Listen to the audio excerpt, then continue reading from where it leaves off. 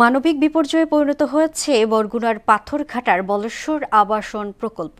সময়ের সঙ্গে ঘরগুলো জীর্ণ ধ্বংসাবশেষে রূপ নিয়েছে। যেখানে গবাদি পশু রাখা কঠিন, সেখানেই আশ্রয় নিয়েছে অসংখ্য ভূমিহীন ও হতদরিদ্র মানুষ। সুমন মোল্লার প্রতিবেদন, জানাচ্ছেন মশিউর রহমান। 2007 সালের ভয়াবহ সিডরের পর ভূমিহীন ও অসহায় মানুষদের পুনর্বাসনে নির্মাণ করা হয় বলেশ্বর আবাসন প্রকল্প। উদ্দেশ্য ছিল দুর্যোগ কবলিত মানুষের মাথা গোঁজার নিরাপদ আশ্রয় নিশ্চিত করা। কিন্তু দীর্ঘ 19 বছর পেরিয়ে গেলেও হয়নি আবাসনগুলোর মেরামত বা সংস্কার। টিনের চালা ভেঙে ও ছিদ্র হয়ে সামান্য বৃষ্টিতেই ঘরের ভেতরে পড়ে পানি। পলিথিন ও জোড়াতালিতে ভর করে কোনো রকমে দিন কাটাচ্ছে বাসিন্দারা। তাদের অভিযোগ, বিভিন্ন সময় আশ্বাস দেওয়া হয়েছে ঘরগুলো নতুন করে নির্মাণ বা সংস্কার করার, কিন্তু বাস্তবে কোনো কাজ হয়নি। ফলে দিন দিন বাড়ছে হতাশা আর ক্ষোভ। বাঙ্গাসুরে আমরা বসবাস করি। আজকে 17-18 বছর ধরে আমরা ছেলে মেয়ে নিয়ে এই জায়গায় বসবাস করি। কত পাল্লা কাগজ দিয়েছে, আর ভিতরে নাই কিছু শরীরে।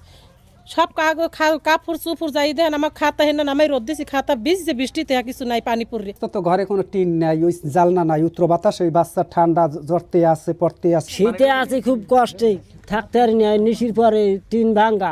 একবার আর দুইবার না, কয়েকবার না, ছবি কেটে ঘর করে মুড়ে তামাক তায় না, ওখানে যায় কাটিয়ে দেয়। আমাকে কোনো নেতা খাতায় তাকায় না। আমরা যে বাইসে আছি কি মরি আছি, যে আয় হেই আমাকে বাসায় দিয়ে যায় একেবারে, মানে ওই আকাশের পুতুল ধরে আমাকে হাতে দেয়, কিন্তু বাস্তবে কিছুই দেয় না। যদিও ভূমিহীন পরিবারগুলোর জন্য দ্রুত ব্যবস্থা নেওয়ার আশ্বাস দেন পাথরঘাটা উপজেলা নির্বাহী অফিসার। ইতোপূর্বেও এই ব্যাপারে হয়তো আমরা স্টেপ নিয়েছি, আমাদের পূর্ববর্তী যে জনগণ ছিলেন, এবং এর পরবর্তীতে যদি সরকারের কোনো বরাদ্দ থাকে বা যে ধরনের সুবিধা অ্যাভেলেবল থাকে আমরা দেওয়ার চেষ্টা করব। বলেশ্বর আবাসনে বসবাসকারী অসহায় মানুষদের একটাই দাবি, সরকার যেন অন্তত বসবাসের মতো নিরাপদ আশ্রয়ের ব্যবস্থা করে দেয়। মশিউর রহমান, মোহনা সংবাদ।